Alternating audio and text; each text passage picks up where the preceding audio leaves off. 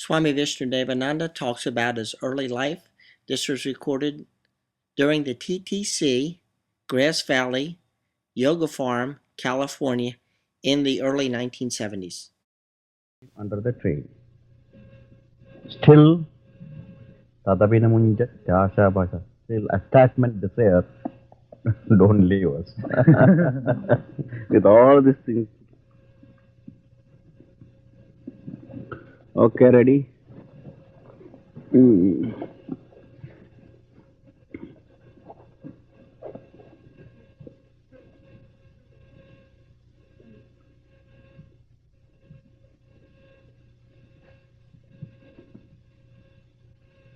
Shri Ganesha, Shri Ganesha, Shri Ganesha Rakshamam. Jai Ganesha, Jai Ganesha, Jai Ganesha Pariman. Shri Ganesha, Shri Ganesha, Shri Ganesha Rakshamam. Sharavana Bhava, Sharavana Bhava, Sharavana Bhava Pahimam. Subramanya, Subramanya, Subramanya Rakshamam. Sharavana Bhava, Sharavana Bhava, Sharavana Bhava Pariman. Subramanya, Subramanya, Subramanya Akshama. Jai Saraswati, Jai Saraswati. Hare Krishna, Krishna Krishna, Hare Hare. Hare Rama, Hare Rama, Rama Rama, Hare Hare.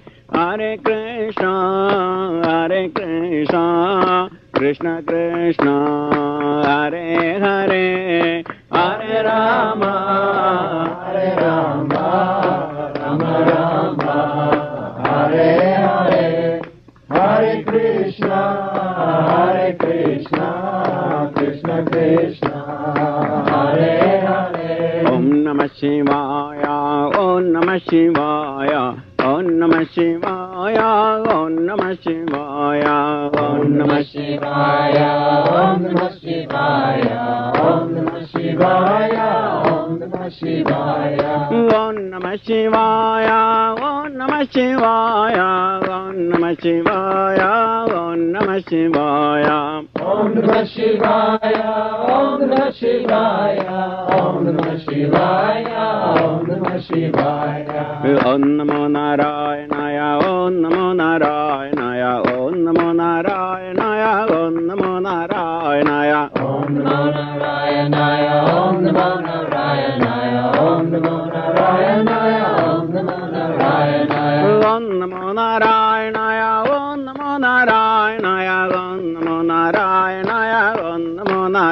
Narayanaya, Om Namo Narayanaya, Om Namo Narayanaya, Om Namo Narayanaya, Om Namo Narayanaya, Om Namo Bhagavate Vasudevaya, Om Namo Bhagavate Vasudevaya, Om Namo Bhagavate Vasudevaya, Om Namo Bhagavate Vasudevaya, Om Namo Bhagavate Vasudevaya, Om Namo Bhagavate Vasudevaya, Om Namo Bhagavate Vasudevaya, Om Namo Bhagavate Vasudevaya, Om Namo Bhagavate Sivanandaya, Om Namo Bhagavate Sadgurunadhaya, Om Namo Bhagavate Sivanandaya, Om Namo Bhagavate Sadgurunadhaya, Om Namo Bhagavate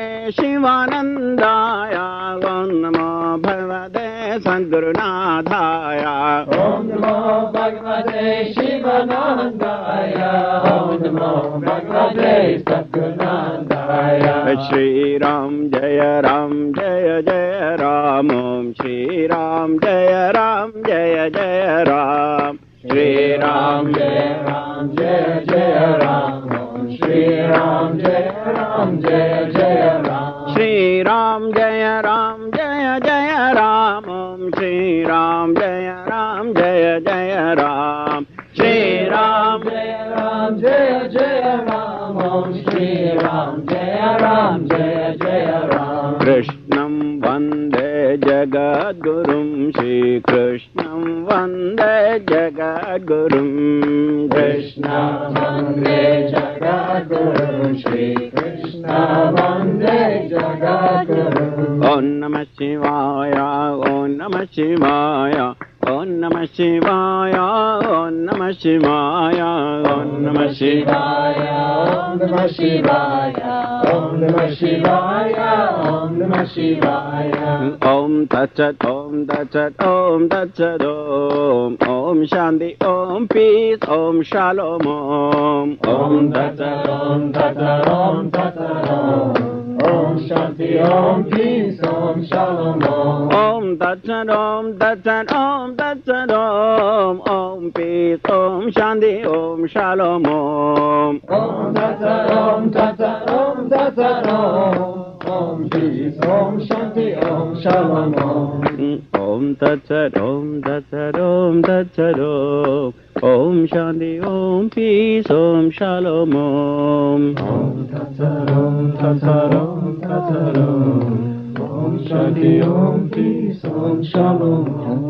Om Peace, Om Shanti, Om Shalom, Om Shanti, Om Peace, Om Shalom, Om Shanti, Om Peace, Om Shalom, Om Shanti, Om Peace, Om Shalom,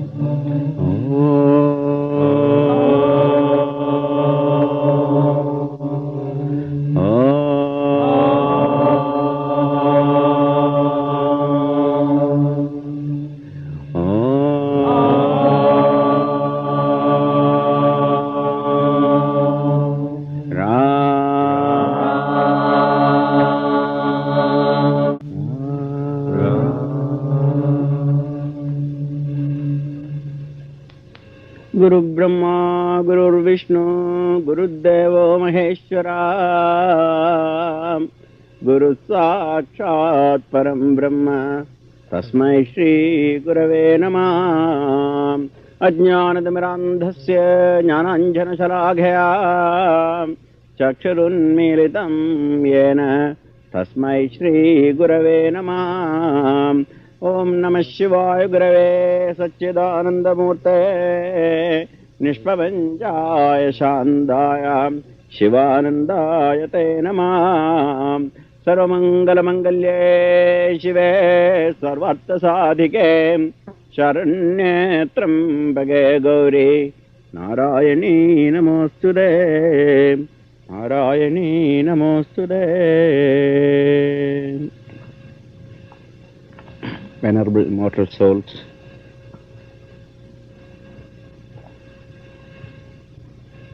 this beautiful day of September, seated under this beautiful oak tree near the pond, in this beautiful grass valley, I will narrate the story of my life and my training in yoga under the great master, His Holiness Swami Sivananda Maharaj of Rishikesh, Himalayas.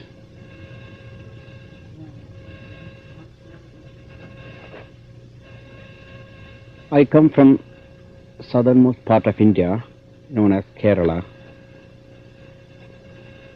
where coconut palms are in abundance. People are simple, still unpolluted by automobiles and modern factories.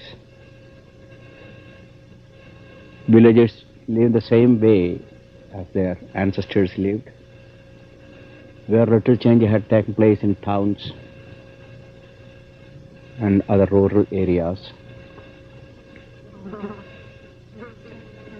So my early days, I had my education in this beautiful surrounding area. I was the only son,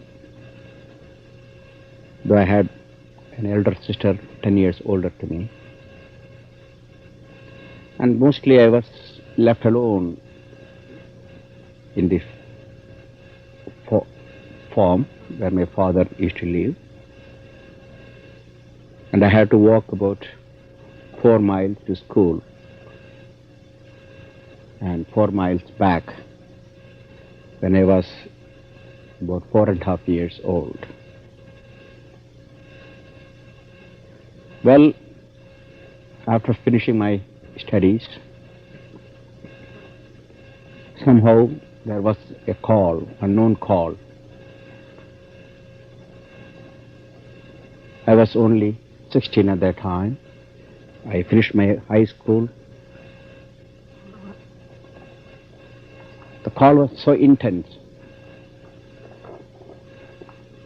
and the same restlessness as most of the teenagers do get. They are unable to live under the parents' rule, nor they can find the answer for many of their life problems. In my childhood, when I used to go to the school, I had to walk through many paddy fields, or rice fields you call it. There are a lot of water snakes en route, and their natural stable diet is frogs from the rice fields. These water snakes are poisonless. My idea of religion and God started by watching the drama between life and death, that is, between the frog and the water snakes. Often you will see, almost every day, a water snake will catch a frog, and most generally on the hind portion of his body, but is unable to swallow the whole frog for several minutes, maybe half an hour or 45 minutes. And the frog will be crying in the mouth of the snake. And snake's mouth is so small, it can't swallow all at once. With this death pang, the cry of the frog can be heard sometime miles. I pass by, see the snake with the frog in the mouth. So the question came,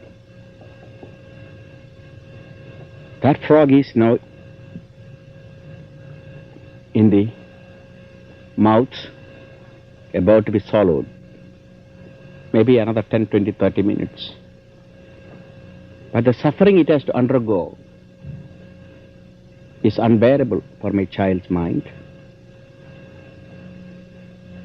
What shall I do? Shall I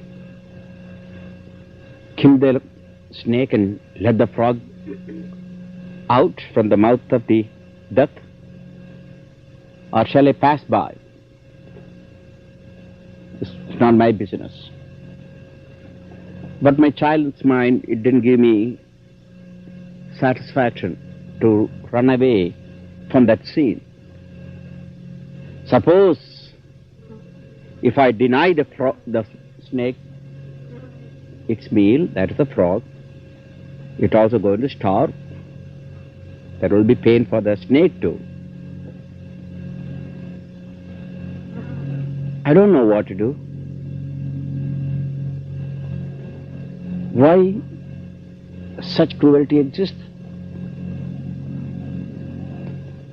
I asked several people, including my parents, for an answer. They couldn't give. Which is right? To kill the snake and let the frog go, or just allow the frog to be eaten by the snake? So the days passed by. Each time I see a frog and the snake, there is strain in my heart. At last I decided I must evolve a philosophy. So I'll take a small stick and gently beat the snake until the frog is left from the mouth of the snake. Then I'm sorry for the snake too. I won't kill the snake. Then I will tell the snake, you know, when I'm not there, you can catch a frog. That was the way my childhood I solved my first philosophical problem, life and death. I don't know whether snake liked that idea or not, but that's the way it ended. From that onwards, a series of questions came into my mind. Though I was born in a Hindu religion, I couldn't accept everything without finding answers. Blindly, I cannot follow the religious rules and regulations. Though my parents were very religious, my understanding of religion is just like any other teenagers. What has been told by their parents, many of them doesn't make any sense. Then the day comes. I finished my high school. During that time, when I was in the high school, we also have problem with the untouchables. We cannot play with the untouchable children or even go nearby. If we go nearby, we have to take bath, purification. Otherwise, we will not get admission in the home. All this created a stir in the mind since that incident, from the frog onwards to the untouchability, suffering, hunger, death. So the days came. It is the divine destiny that I must leave home. But my idea of the world is only 14 miles from my home. I don't know idea anything about exist beyond the 14 miles of my home. Now I am ready to leave this small area of 14 miles from my home. Want to see the world. Maybe it was a divine order that I must leave. But my parents won't give me permission as I am still minor. So I wrote a letter to my cousin who is in Bangalore, another part of the city, about 500 miles from my home, and asked him whether he could accommodate me and get me a job and I can stay with him. And the reply was very encouraging. He immediately wrote me a letter to come and stay with him, and he will take care of me and find a job for me. So that was a break for me to get out of home. With this letter, I approached my parents. Reluctantly, they gave me permission, provided they got my assurance that I will definitely go and stay with my cousin. So they gave me enough money to leave my home, just enough money to go to reach my cousin. So I wouldn't go wander away any other place. So with their blessings, I left home. But as soon as I got into the train, on the way, I dropped into another city called Coimbatore, this middle way, and went directly into the Navy recruiting office. I want to join in the Navy. The purpose was either to see the world, and also I was fascinated in my younger days with electronics and other engineering marvels. Still I am in a way. But when I arrived at the airport, at the recruiting office, my early examination, medical examination, proved that I was unfit to be in the Navy. I was underage, it's only 16, the average is 18. I was underweight, under height, and over and above, I had some heart problems. That's what the medical doctor said. So I was disqualified, and that was also my first disappointment in my life. Maybe that way the God intention. From that day onwards, my life is being guided by an unknown force till today. The story will make you clear about it. Before I go from this day, what happened from that day onwards, I want you to all ask a question which I asked. Do you have an independent will? Can you choose a life and the pattern you would like to? How much freedom you have? And what destiny you are choosing?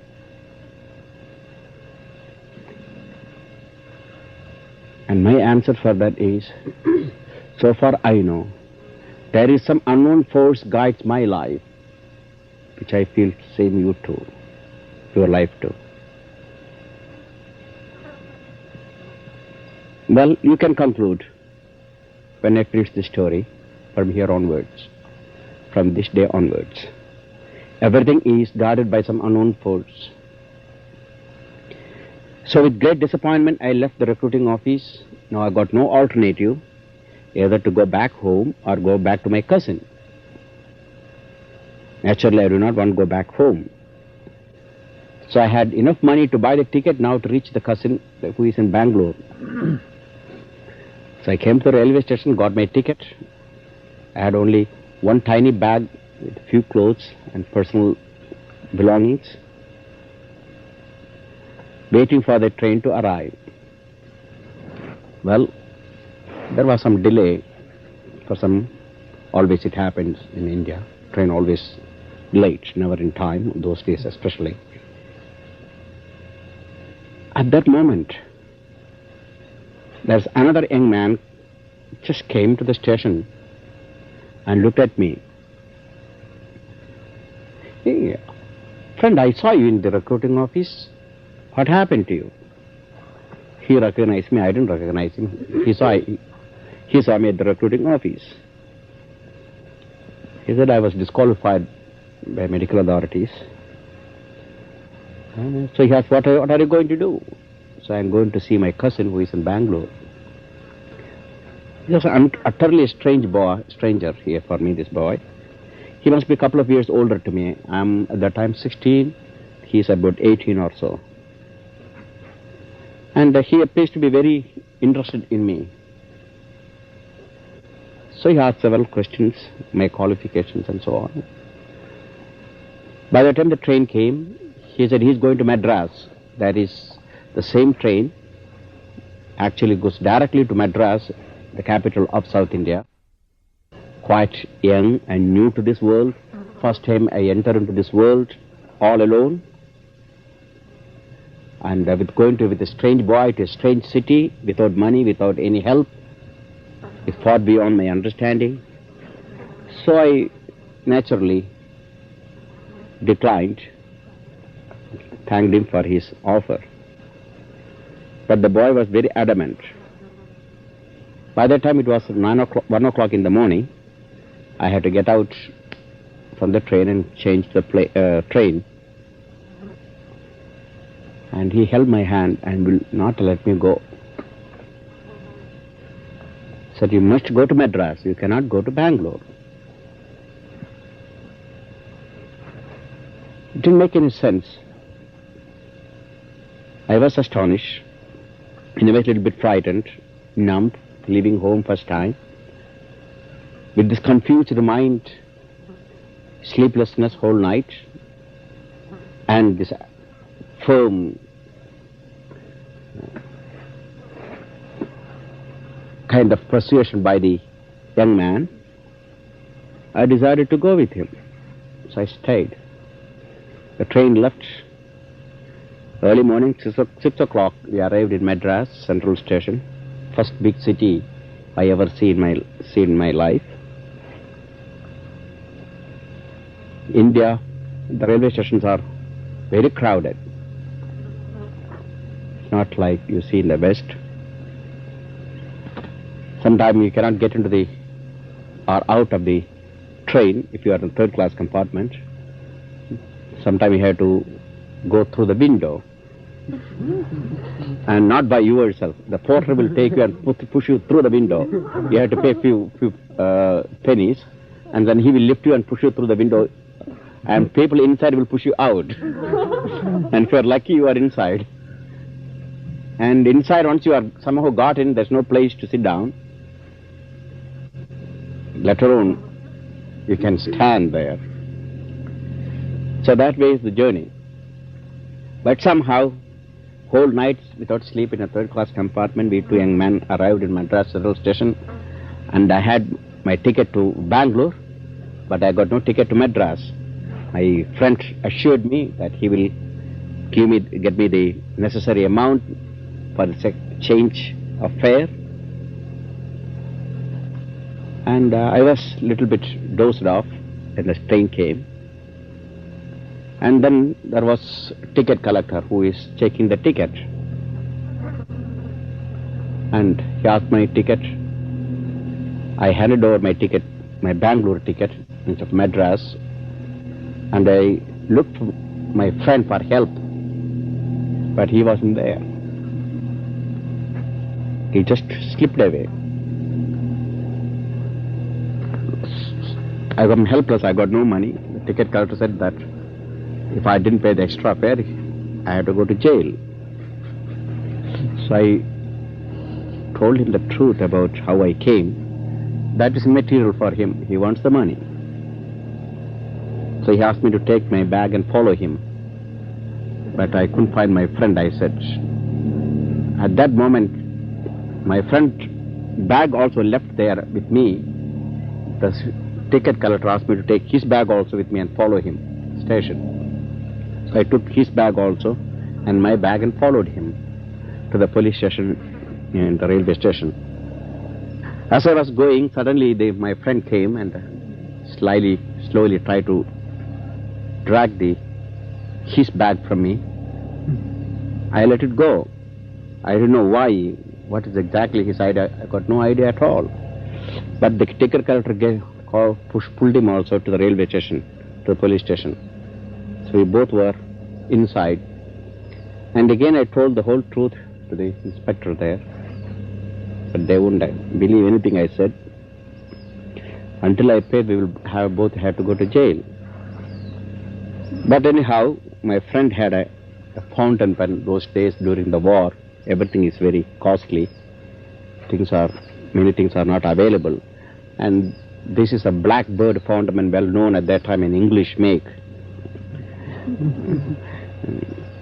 And he gave this fountain pen to the ticket collector and he left us. Somehow we became free again. I got out. Now my friend said, okay, let us walk. I'll take you to the recruiting office now. He said he knew all about Madras. I'm first time got in the city, so I don't know what is right and what is left and which north and south is absolutely, I'm completely confused in that city. But he knew the way. He let me. We had to walk more than an hour because I didn't have money at least. My friend said that he has got some money, he will help me in case necessary. That's what he said. So I followed him. And at last we arrived at the recruiting office. This was an army recruiting office. But I told my friend, there very little chance that I will be even admitted here. Because underweight, under height, under age, and with a bad heart. Anyhow, we walked in, and that morning, my height was okay, my weight was okay, my age was okay, heart was okay.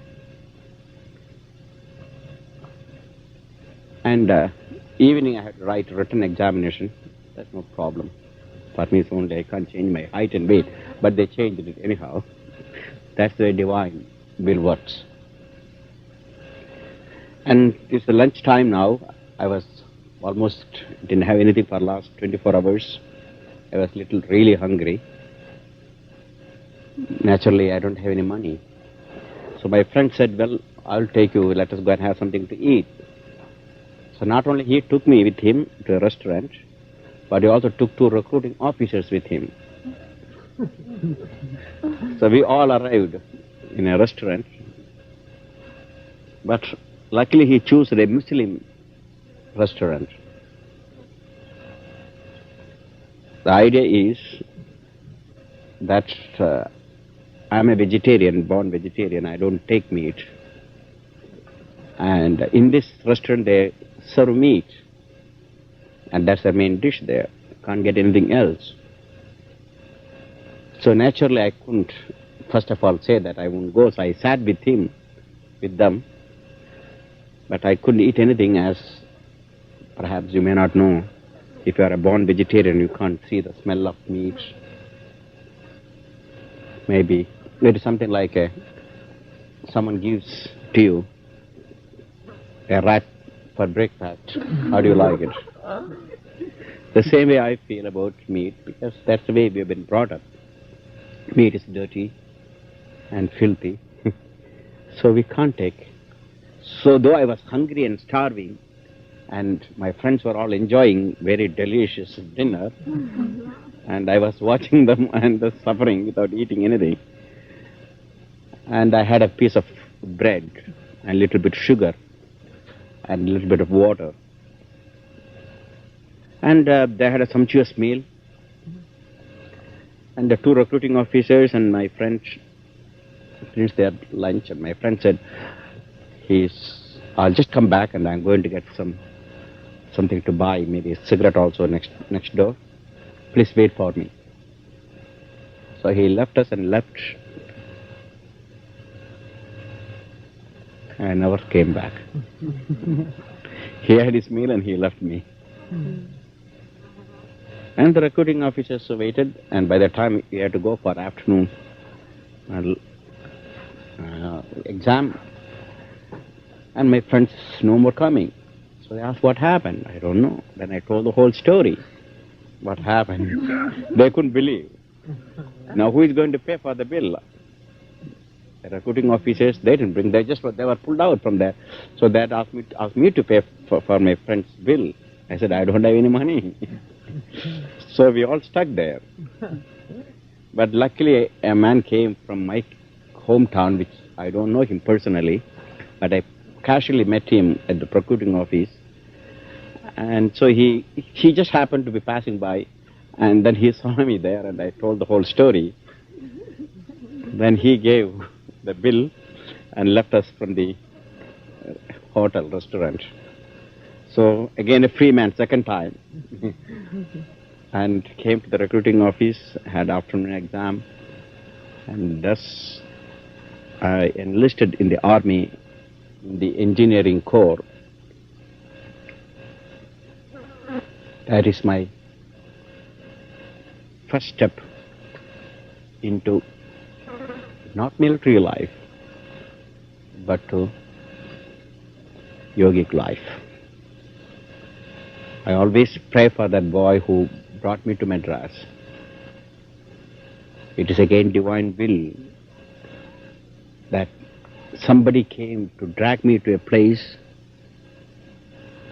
and because of that particular place where particular company I joined, I was posted to Jalandhar after a few months, which is north-western province of India. Now it is known as Punjab.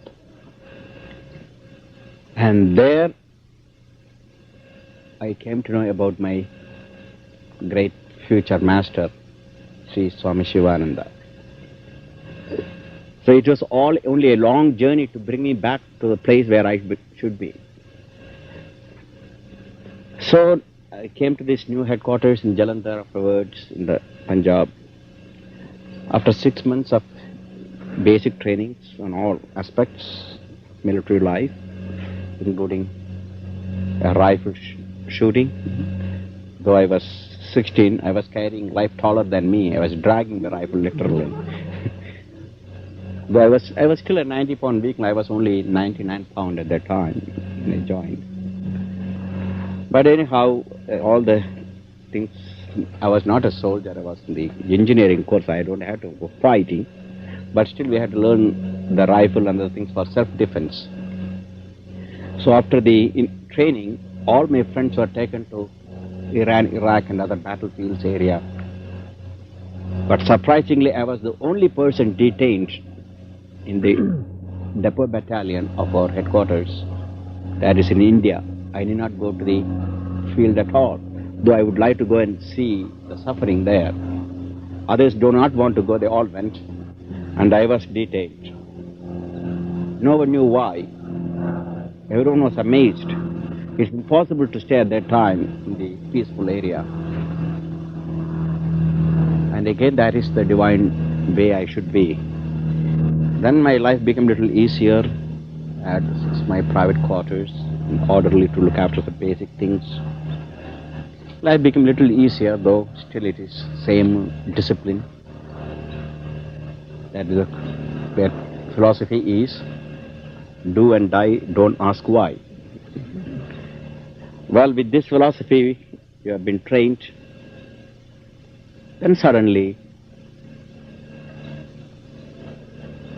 I saw people coming from the battlefield without eyes, nose, head, broken arms, broken eyes, and broken mind. That again started all over again, the same thirst, same search for what is life. The same memory which I saw, the death and the suffering which I saw in the frog, I saw in my own friends. They leave with full body, come back with certain parts missing, or completely dead. And then one evening I had also an argument with some of my friends, silly arguments. And that really stirred my whole mind. I said, what is life? What is this? Just we do the same thing. We get up in the morning, we eat, we wash ourselves, we go to the office, work, and obey some orders and give some orders and take some orders, and then make some money and go to sleep, enjoy. Is there anything beyond that? So I decided to get away from all friends. I just did my usual official duties, and rest I withdrew myself.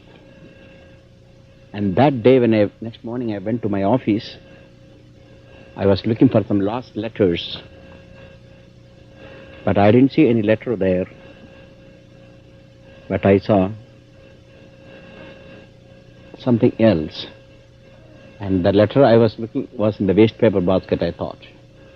Sometime we threw some papers there. But in that waste paper basket there was a message, a small leaflet. Someone threw it there, called Essence of Yoga or Sadhana Tattva, or yoga practices. And that's the first time anything I saw in this fashion.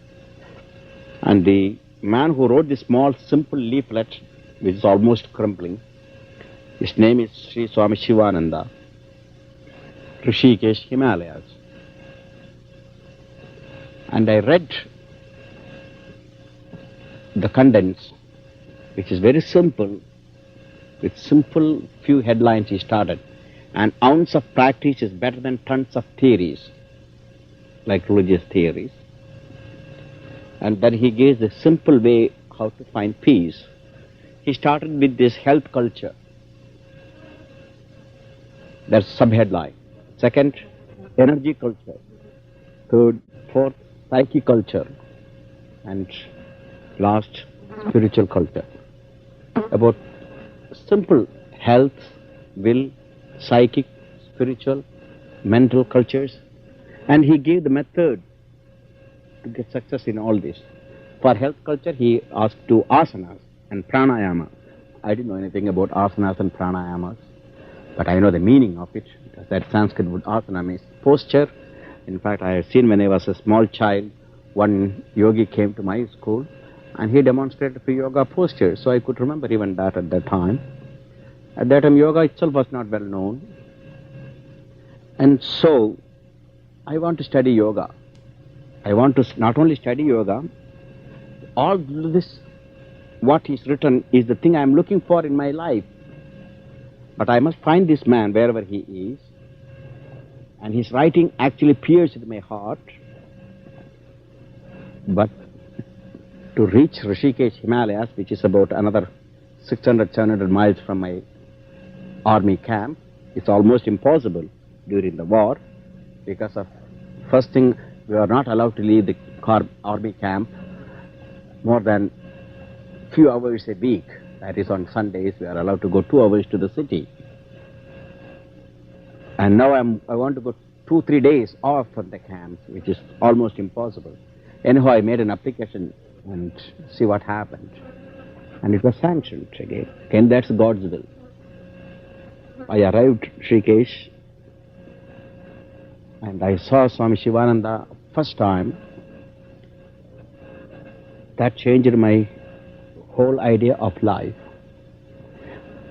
Generally, I expected to see Swami Shivananda seated on a tiger skin with the long beard, with the flowers in the hand, with the blessing the students. This is the way you see most of the Swamis, what you call religious hypocrisy. I didn't believe those religious hypocrisy. But to my astonishment, Swami Shivananda didn't have any of this tiger skin or flowers or students bowing before him. But there were a group of pilgrims and visitors standing and sitting, and in a casual way, they asked him questions. And his answers so beautiful and so precise and so simple. I was among the crowd, sitting far away. But my time, I could only stay for 2 minutes, that's all. I had to take a return bus, otherwise I will be court-martialed. But this 2 minutes is worthwhile for me to see him, what type of person he is. And I couldn't even come near him because I was very small and ignorant. And what question can I ask him? Plus there are thousands, hundreds of people there who are much intelligent, much educated, and much spiritually evolved people. I'm a small young boy of 16. What kind of question I can ask to such a spiritual giant? But that was not important for me. When I looked at him, I was satisfied. I saw first time a person who is sincere, and what he says is something directly to you. And when he smiled, it's as if some energy pouring from his face to you. It touched my body, my mind, and my whole body was in a tense kind of ecstasy by just looking at him. I left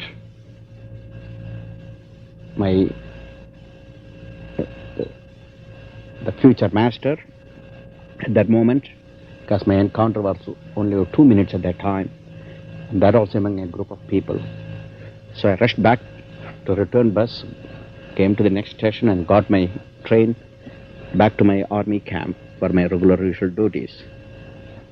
Then afterwards I had my first leave. Now before I thought of going home, which is about 2,000 miles south, I want to go to Rishikesh and stay 2 days now with the Sivananda and in his ashram. This is known as Sivananda Ashram, also known as Divine Life Society. And I want to spend 2 days in this ashram to learn and hear from him and ask some questions. And the day I arrived it was almost evening. At that time, I was just coming to the ashram.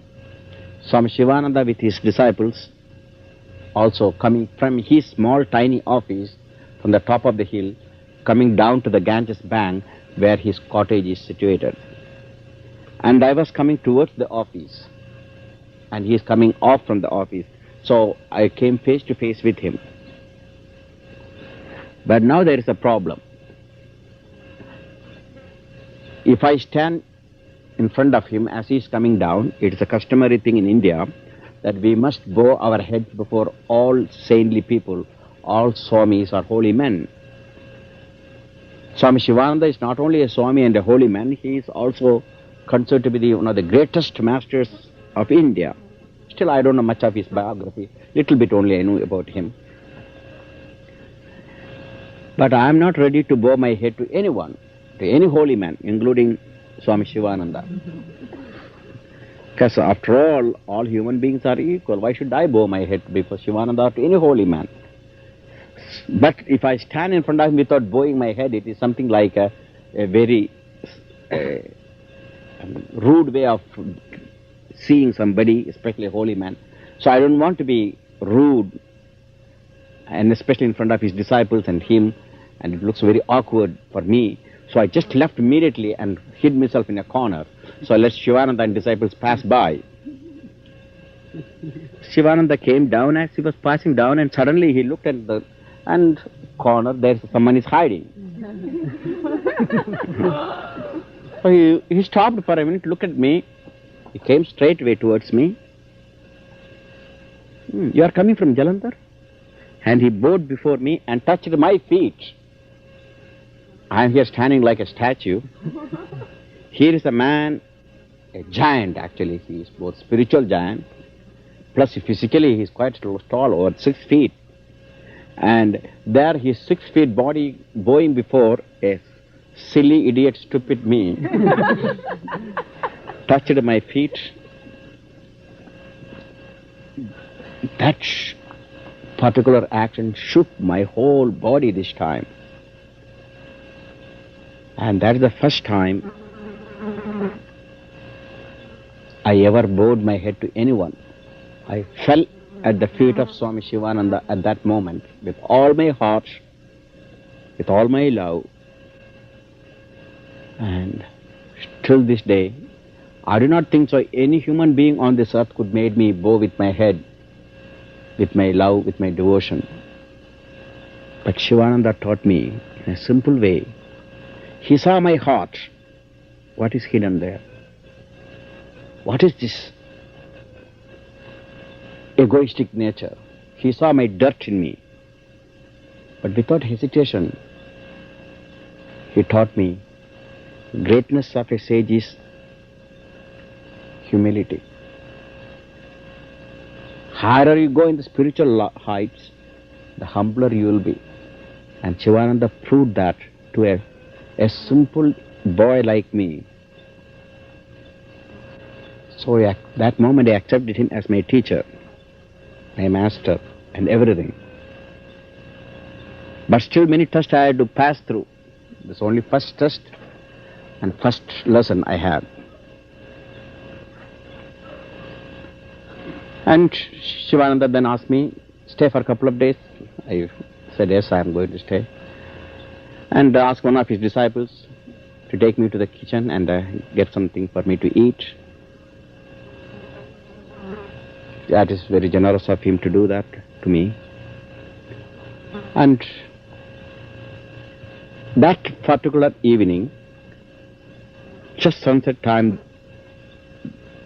all Shivananda's disciples assembled in front of the Ganges to worship the Ganges. Naturally, for me, it is superstitious to worshipping a flowing river. Any meaning? I thought Swami Shivananda's disciples are all illiterate and fools. They don't know anything about water, river. Water is made up of H2O. Because I was a little bit scientific minded in my childhood. In my school I learned chemistry, physiology. I know about science, electronics and so forth. And not only that, even in my chemistry class, I myself made water out of hydrogen and oxygen. What these disciples of Shivananda know all about it? They are worshipping a silly Ganges. Anyhow, it is a beautiful scene because sunset and the majestic Himalayas on the background and the flowing Ganges, either side of the Swamis in orange robes sitting and meditating and chanting, bell ringing, is a very beautiful setup, no doubt about it. But for me, my skeptical mind, all this is just superstition, worshipping the Ganges and so on. It's after all just like a river. What is this? But I was watching this whole ceremony. At that moment, Sivananda also came and joined the disciples. I couldn't understand that. Because disciples may be illiterate, but not Sivananda. He is not only a Swami, before he became a Swami, he was a medical doctor, an MD. And medical doctor doesn't know that this much, that water is made up of H2O, what type of doctor he is. And as I was just thinking about Sivananda when he came to join, how can a doctor know anything about H2O? At that very moment, Sivananda just turned his head towards me gently. He didn't say anything, and he turned back again and started joining the worship of the Ganges. At that moment, I saw no more Ganges. The Ganges disappeared, but in its place I saw a mass light flowing with a message. Everything is God. Even this flowing river is God. Do not use your tiny intellect to understand God, the infinite. Your intellect is finite. Your understanding of chemistry, physiology, science, biology, physics, mathematics is nothing. It is so little. Your knowledge is so finite, so little that you have not even touched the grain of sand in the vast beach. Far beyond your intellect, far beyond your understanding lies inexhaustible knowledge and wealth and strength and power, peace, joy. So do not use your intellect to find the answers for God and His manifestation. Everything is God. And that was my second lesson. 2 lessons in the same day is very difficult to accept. First, they taught me the humility, because I thought I am very great. Second, I thought I'm an educated man. I know all about chemistry. He took also, I don't know anything about anything. So my 2 lessons on the same day. No more doubting Sivananda. That's sufficient on that day. So I stayed 2 more days and bought several of his books. And first thing I asked, one question ever I asked, and only one more question I ever asked in my stay afterwards, in my 12 years of stay: how to practice yoga. He asked me to keep spiritual diary and send the spiritual diary every month to him for review. So I asked him how to keep spiritual diary. So he called one of his disciples and gave instruction to teach me how to keep the spiritual diary. So after 2 days, I left, went back my home for my holidays, then came back to my army back. I started practicing my yoga, very sincerely in the army. That's the place I started. And my teacher was Swami Shivananda, who is far away in Rishikesh. There's no personal contact, but his books were my guide. And that day, when he talked to me,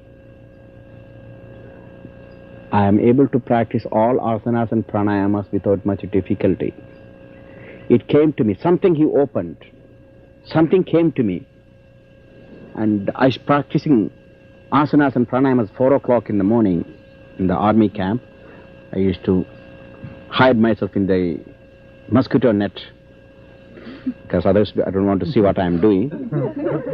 And before they all wake up, I do inside the mosquito net my asanas, my pranayamas, my meditation.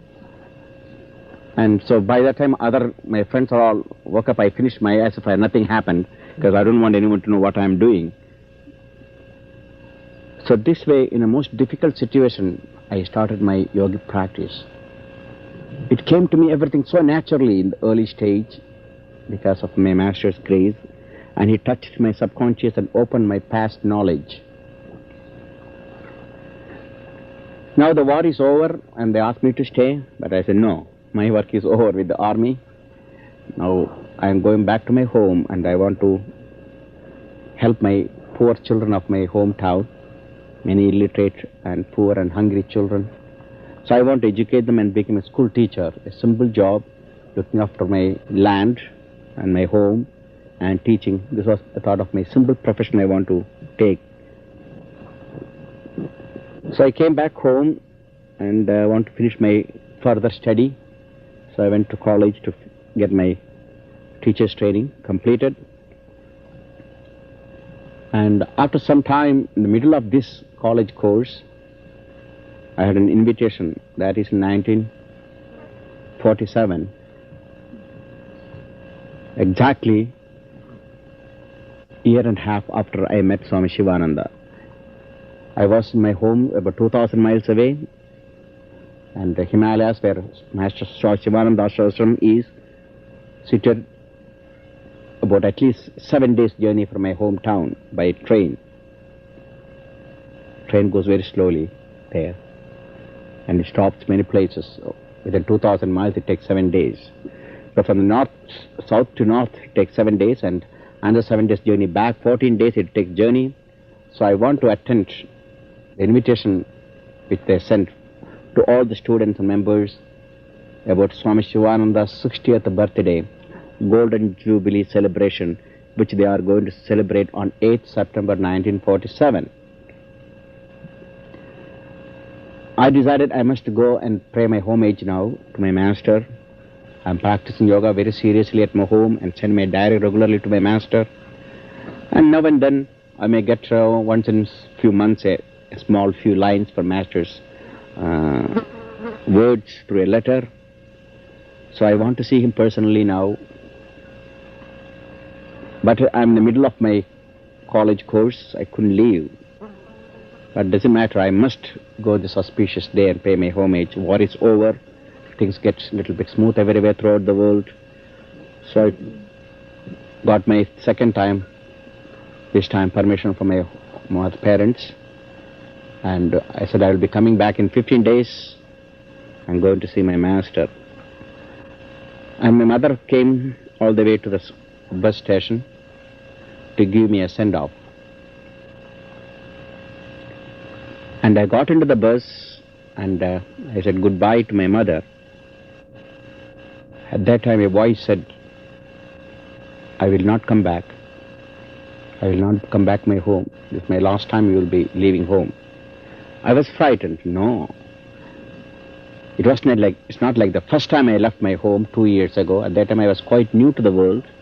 But now for last 2 years I have seen enough of the world. All over India I traveled.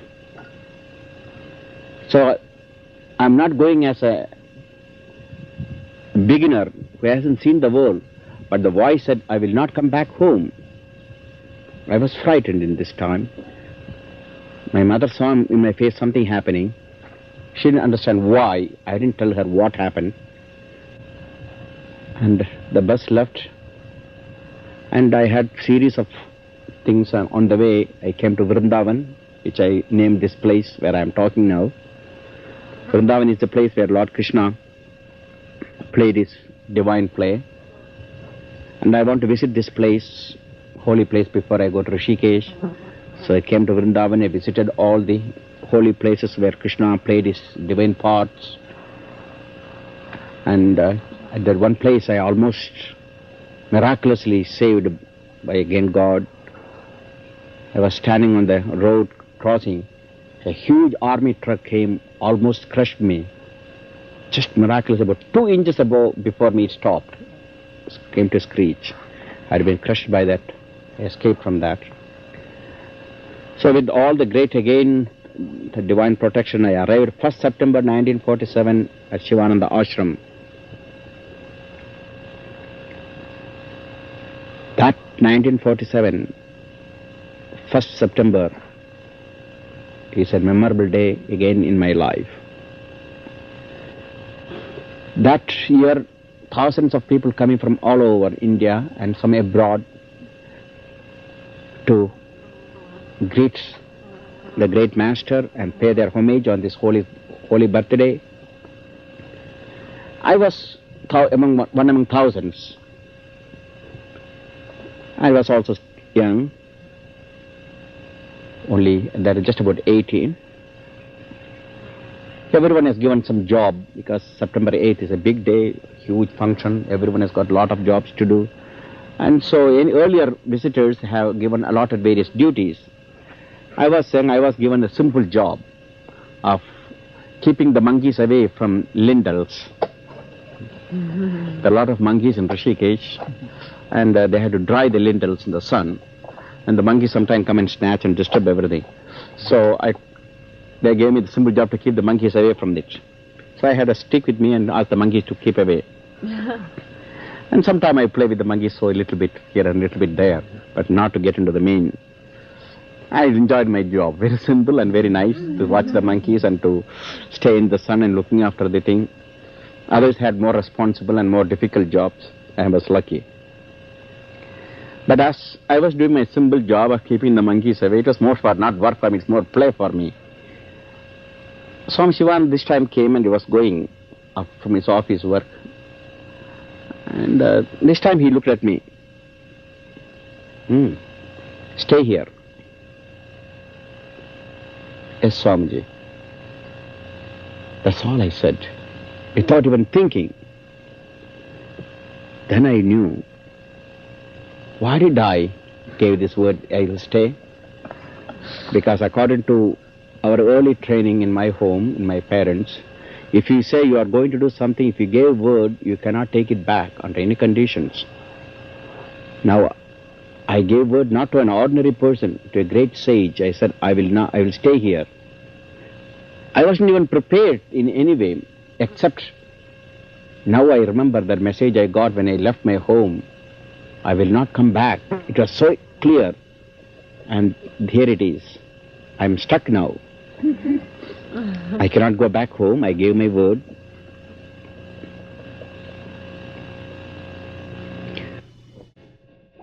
Not knowing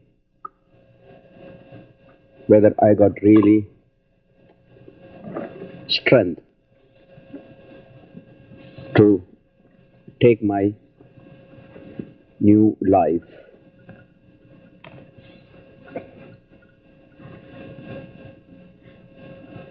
But there is some type of peace and joy, knowing that my future will be under the guidance of a great master, not only under the guidance, also under the feet of a great man, whom I will be serving for next 12 years.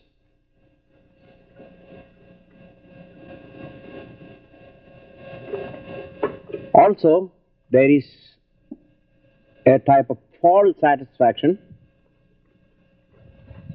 that is, I may be able to know more about Kundalini, which I was very much interested in, Hatha Yoga, Kundalini Yoga and so on. So Master must have seen me, I thought, something greatness. I thought that he is going to initiate me into Kundalini Yoga and I will be able to erase my Kundalini. Because though I am practicing yoga for more than a year and a half, I think I must be ready for such deep initiation. With this false notion and false satisfaction, I accepted and I stayed there, not knowing that really that was Master's intention. Then to my amazement, next morning, Master asked me to go to visitors' rooms, guest rooms, to pick up the soiled clothes and wash in the Ganges. We don't have indoor showers and tubs, and we had to carry water, in fact, even to the guest, the top of the hill all the way up. See, this is the Ganges, suppose, and climbs up our ashram all the way. And so it goes up all the way up. And so there are many cottages on the top. And we had to carry water on the shoulder with a long stick hanging on either side a tin can. And that way we carry our staffs, our inmates has to carry water to all the guests. And there stronger men can carry, and I was not so strong to carry water, though I do occasionally, I had to do it that too. But I had given the job of cleaning the clothes of the people, guests who arrived there. Perhaps you may not understand why Master gave me that type of work to me. You may not be able to even guess about it, because you are born in a different type of environment and society, different from where I was born. When you are born in an upper class caste, you have been told not to do any type of menial job, menial works. Now you may not know what menial work means. Each caste and subcaste has got a specific duty. And generation after generation, this type of duty has been handed over from father to the son. Like there's a carpenter family or carpenter family group. They are a kind of subcastes in Hinduism. And they were doing only this type of, what you call, carpentry work. They will not do any other job except carpentry. In fact, no other caste will ever try to take that job. So there are blacksmiths castes, subcastes, potter makers subclass. So also there are washermen subclass. They are also very low class people. These washermen class people, they live in a separate place. They got their own community. They give marriage in their community. They eat in their only community, and no other community will enter into their community. So also the carpenters community, they got a blacksmith community, and so on. It is so complicated, the Hindu way of caste system. And they not only, they don't even mix, and no caste will try to go into another place and do anything which is not allowed to do them. So a carpenter can only enter into an upper class family when he's been called for work. Otherwise he cannot come inside the house. So also the washermen, they come every house and collect the clothes and take to the rivers, open rivers, and they beat the clothes on the tanks like that. We call tanks instead of lakes or ponds. They bring the clothes near the pond and put it on a rock and beat it until it gets white, they say, and then dry it in the open sun, and then collect all the clothes and then bring it and deliver it to each home. So that's a very menial job. For me, to do a menial job is something like killing. I don't even like die. I don't care even to die, but to become a servant and do a menial job is very difficult for my ego. Because since childhood you have been thrown this into your brain, you can't break it down so easily. I thought, what is the use of all this kind of, what you call, washing the clothes, etc. I came to learn yoga. I came to awaken Kundalini. I came to see God. But Master has got his own way of training. Each individual who comes to the Master has got a specific type of faults. I got Master saw from the very beginning, first time you remember the story, my whole problem is ego. It's extremely, I'm egoistic, and still I am to a certain extent. If I haven't seen Master, in fact, I don't know how great I will be in egoistic nature. I think no one will never even can come and talk to me. It is so horrible the ego was in me. So if I have to go anywhere nearby in God realization, I must break this. So from the very beginning, my Master's whole training is to break this one greatest fault in me, greatest dirt. That is the ego. So he gave me the most difficult job for me to do. It's not the energy, that's very nothing. To take few clothes, even half a dozen clothes, it doesn't take more than half an hour work to wash. But that is not, it is the suffering I am undergoing for doing such a job is far beyond any of your understanding here or anywhere in the Western community. So I had to do such job against my ego, against my nature, yet slowly start pouring into my mind. There is a purpose, because that's one thing we do when we go to a teacher. We don't, too many questions we don't ask. It's not that we implicitly and blindly follow any teacher, but once we accept the teacher, we know that teacher's intention is only to help us, to show us the right path.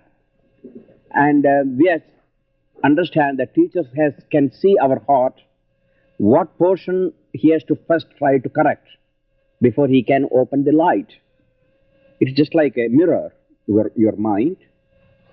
You put some dirt in the mirror, it's all cloudy. You can't see your image clearly. So there's no use of just cleaning your face. If you want to see the image, you have to first clean the mirror. So your mind is like the mirror, which has been completely clouded by lust, anger, greed, hatred, jealousy, envy, fear, plus selfishness, egoism, superiority complex, which we come from very high family and so on. As long as these dirts exist, so long you can't see the clear image.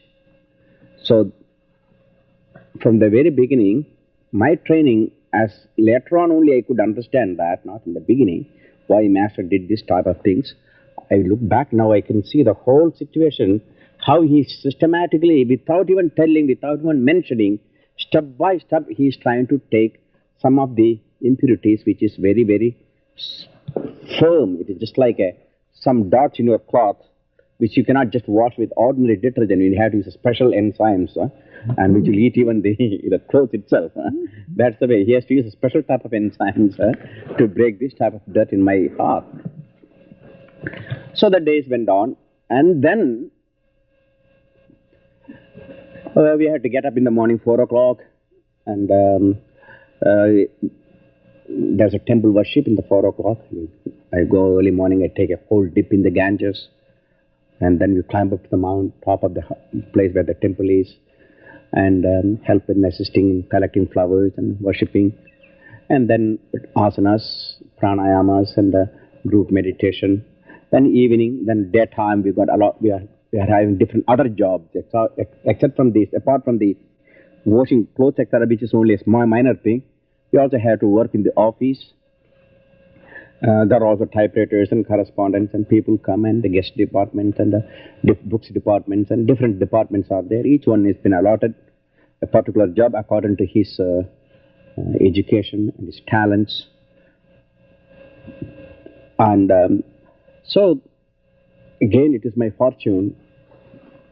I had an opportunity to be the personal assistant of Swami Shivananda Maharaj for 2 years. That is just within four months of my stay, I got this greatest fortune in my life. This greatest fortune I ever can think of. Because it's not only I am able to serve an organization, serve an ashram and a great institution, and be with a great master, but I had the opportunity to be his personal assistant and look after his personal needs. I was still very young, but that opportunity is actually a blessing which I can't explain in words. You will see why.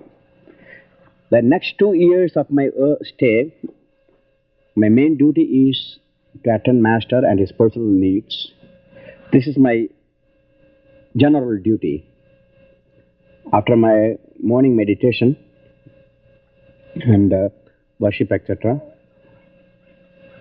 Master generally early morning, he locks himself till 9 o'clock or 10 o'clock in the morning. He will not open the door. No one is allowed to go into his house. And but he opens his door at 9:30 or so. Then two young Swamis, myself and another, are in charge of Master. The other young Swamiji is in charge of Master's personal cooking, and I do the rest of the Master's work. And Master opens 9:30, then he takes his breakfast,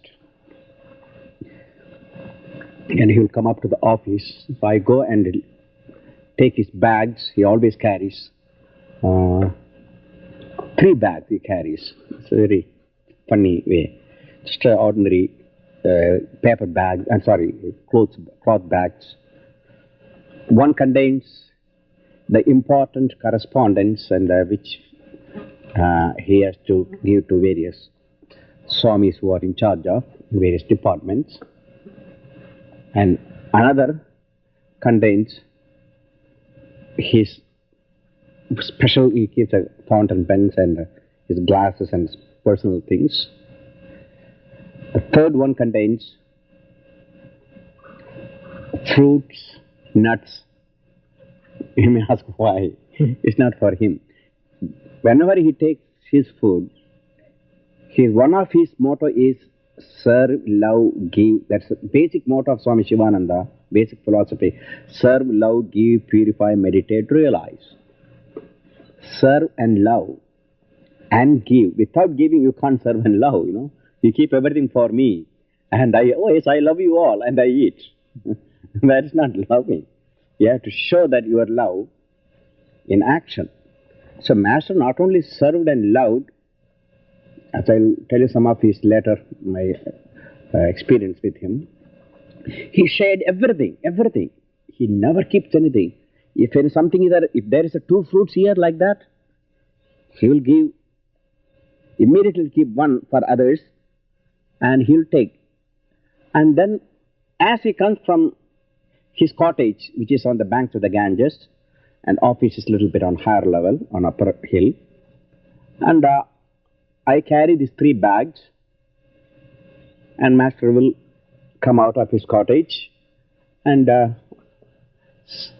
soon devotees will be also waiting outside the Master's cottage to see him early morning. And as we come up, and I will be coming from the house with Master, from the cottage, and the devotees will be waiting. And first thing he comes up, he take that bag, little piece of banana here, a nut there, few people. This way he immediately share. It's not that it's too much, a piece of a fig or a nut is not too much. But that shows immediately he's interested in your personal welfare. He wants to be in tune with them, with everyone who comes there. And people really happy to get even a piece of things from him. It's so wonderful they feel because Master is thinking of them. Then we all walk together. I'll be carrying the bags and the other devotees will be following, and Master will be in the front. And then on the way, he will just give tidbits, you know. He doesn't talk too much. But on the way, it's only about 15 minutes or 10 minutes walk. Sometimes we make a little longer. He will just stop and then few anecdotes and few questions and ask welfare and how is your health. And a new guest must have come and say, how are you, where do you come from? Did you keep a spiritual diary? And their spiritual welfare, the family affairs, he will be so much happy to encourage and help them any way the people like to. And each one of the devotee thought, Shivananda takes special care about him. That's the beauty of the great Master. Everyone thought that Shivananda loved him more than anyone else. I feel that Shivananda loved me more than anyone else. And the other devotee will think the same thing. Shivananda loves me more than anyone else. I think this qualification, only one person got it. That is Lord Krishna. When he was in the physical world, he had this qualification that every gopi thought that Krishna loved him better than any other gopi. Because they reached this oneness with all. And so this way, we all happy to be near him and get this feeling more and more every day.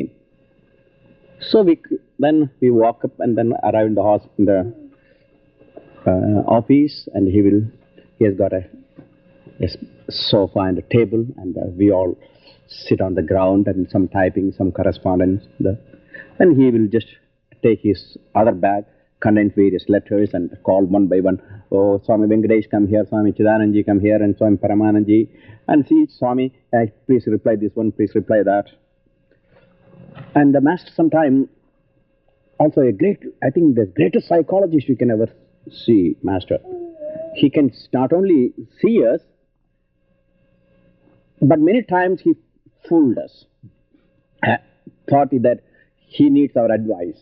And purposely he does that to encourage us and to take responsibilities and so forth. So he will ask us many times things and how to run this and how to do this and how to write this letter, this right way to approach this person. And so he will try to see and poke our heart and see how we react and then see how we feel it. So he also studies us in... Just give one small anecdote. It's very interesting to see how Sivananda tests his students. And not only the test, sometimes he can outwit all of us. This is very interesting. Very small incident. One lady from Bombay wrote a letter to us, to Master, that Swamiji, I want to arrange a benefit performance, a special Indian dance to collect money for Sivananda Ashram, for Master's Ashram, that is Rishikesh. So she asked, shall I do this program for you and collect money in Bombay for you and send it to you? And I want your blessings and your advice and permission. Master got this letter and he looked at it. And that day, he called me, Vishnu, I'm always there, standing there. You may ask me several things to call someone. Then Vishnu Swami called Paramanand Swamiji here. So I went and called. Paramanand is the senior most Swami. He's the first Swami who came to Master. And that means even when Master was in Sargashram, where he was doing his early penance. Some of the hints I'll give later on. So Swami Paramanand, so I went and called Paramanand from his office. Paramanand came. Swamiji gave this letter. Swami Paramanand, please reply this letter. The letter is about benefit performance. And Swami Paramanand, little bit business-minded Swami. That's he looked at this letter. You know, Master has got this type of idea of who is a business and who is cunning and who is crooked. He can't see that. So that he gave this letter to Paramanand. Paramanand looked at. Paramanand knows this lady very well. She is not a really a person who can trust, and she may collect money and then she may not even send, or may send few and rest she will keep. There's no way to know these things. And so what to do? In fact, she was here several times before in the ashram, and Paramanand doesn't like her. Now see this beauty. Master knew that Paramanand don't like this lady, and this lady's letter came. And he gave, there are so many other Swamiji he could have given the letter, but he wouldn't give to anyone else. He called Paramanand, you reply this letter. Now, that's all. He wouldn't say anything. So Paramanand with other letters got this, went to his office and read this. If he says, go ahead, my blessings are there, go and do this performance, then he knows that she may not actually be honest in dealing with our ashram. So he could not say yes. But suppose if he say no, you please cancel this program, don't do it. It's not necessary at this moment. If he says, then Master will think that Paramanand don't like her, that's why he writes it like this. So what to do? He's in a dilemma. If he says yes, it is bad, no, also is bad. So he wrote two small cards, one card saying, well, my blessings are there, you please carry on this function, signed by Swami Shivananda type. The other card, I don't think so, this is not the time for such things. He typed both the cards, one yes card and one no card, and brought it and left it in Master's table both the cards. Let Master choose whichever he wants now, so the blame won't come on him. Now, what Master would do? Huh? He is very. He saw Paramananji and looks at both the cards. He wears a glass, and when he starts, he just put it up here. Look, So he took the pen and signed both the cards and gave to Paramananji. Okay, now you posted both the cards. So here is Master. We thought that we can outwit him. So back again, now Paramananji has got both the signed cards now. We are even releasing both the cards. So that is the way Master tests the students and find out the reactions. Each one of us has got a different temperaments and mentalities and spiritual evolution and strength. All are not equal when you go to Master. The Master's life is not easy, because now I can go back and see. At that time I couldn't realize how much struggle and trouble he has to undergo, because I was only a teenager. Most of the young people are there, and some like Paramananji, etc., grown-up people are there. And Master has to adapt and adjust and accommodate with all these type of students. It is not an easy thing. Now I can see, not at that time, because now I must have undergo all the problems. So anyhow, so this is the way Master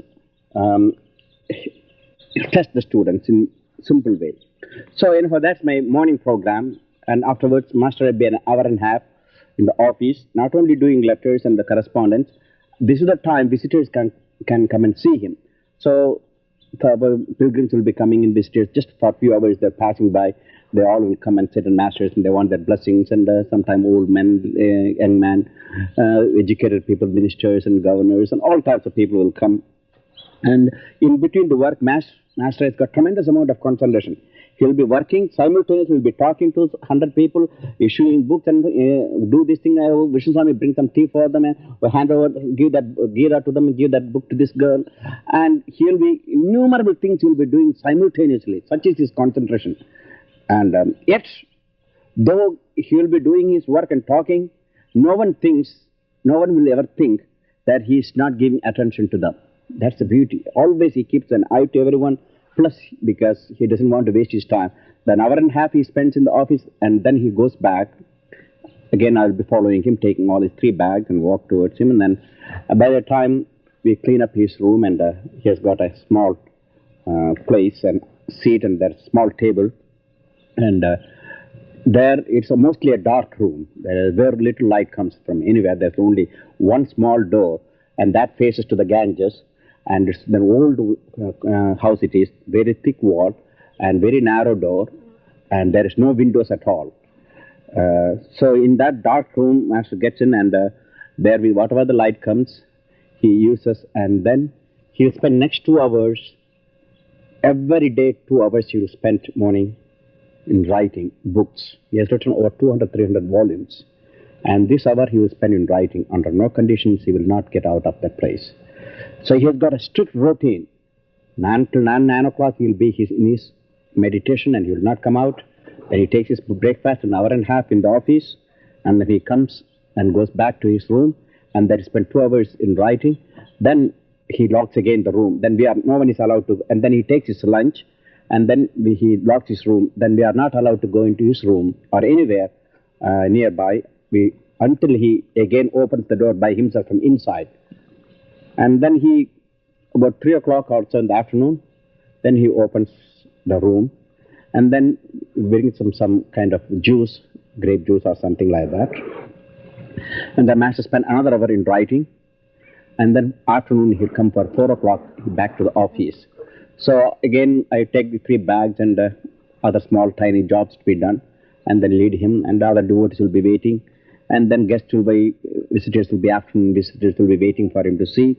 And then he spends an hour and a half, and then maybe sometime he takes a walk around the office and go to the other portion of the ashram, up to the temple. Our ashram is a huge area.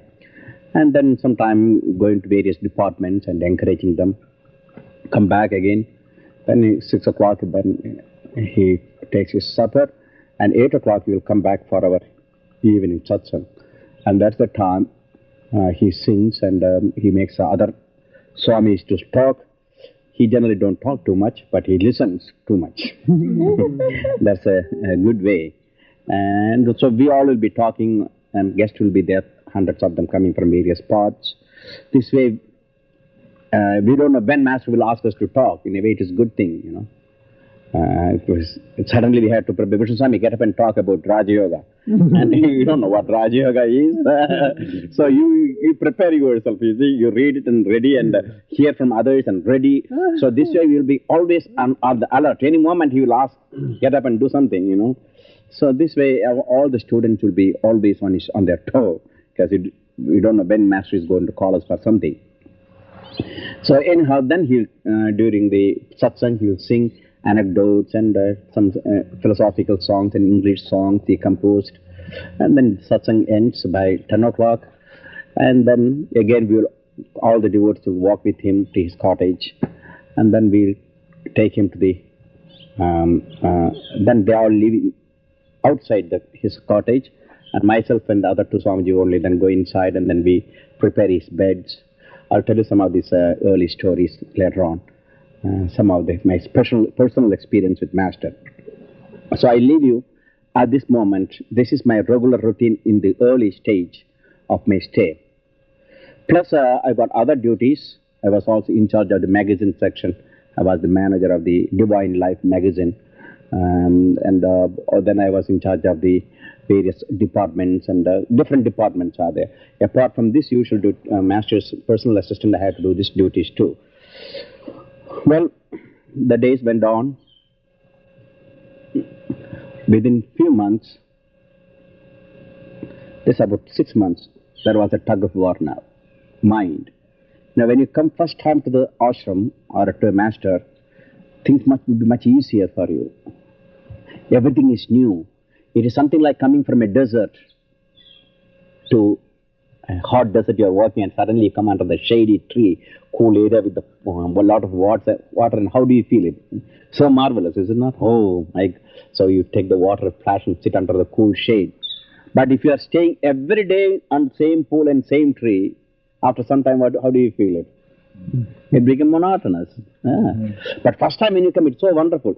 The same thing, when you go to an ashram or a Master, first time it is just, you are coming from the world where it's just like a desert. The people are all negative, thoughts are negative, everyone is trying to cut one another's throat. All this is there. But when you come to the first time to the ashram, everything is pure and sattvic. The people are all good and everyone's trying to help others. Though each one has got their own faults, they know their faults and they want to correct their faults, though they are not perfect yet. There are also a lot of problems in the ashrams are not actually as holy as you think, because you find it from saint to sinner, and even the murderers and rogues come into the ashram sometime in the guise of a spiritual aspirant to get out of the police, you see. So it is very difficult in ashram, every type of temperaments and conditions, but still under the Master is like a huge tree, like that oak tree now we are sitting, and under everyone can sit under that and enjoy the shade. And there is no partiality for this tree.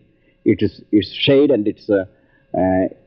things are completely open to anyone who comes under it. So we are just like the scorched people coming from the towns and villages and the various parts of the world.